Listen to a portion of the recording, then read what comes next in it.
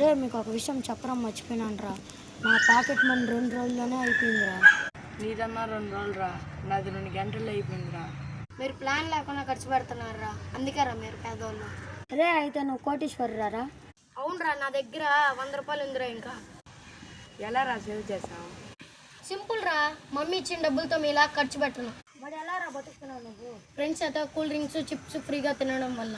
రే అది సేవింగ్ కదరా, నువ్వు చీటింగ్ చేస్తున్నావు. మీరంతా తప్పుగా ప్లాన్ చేశారా? మరి నాకు పాకెట్ మనీ ఇచ్చినప్పుడు హాఫ్ మా మమ్మీకి ఇచ్చేస్తా, హాఫ్ నేను ఉంచుకుంటా. అలా ఎందుకురా?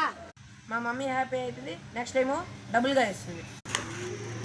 మనీ సేవింగ్స్ చేశారు, పవన్ స్పెండ్ చేశారు, కానీ చోటు ప్లానింగ్ నెక్స్ట్ లెవెల్.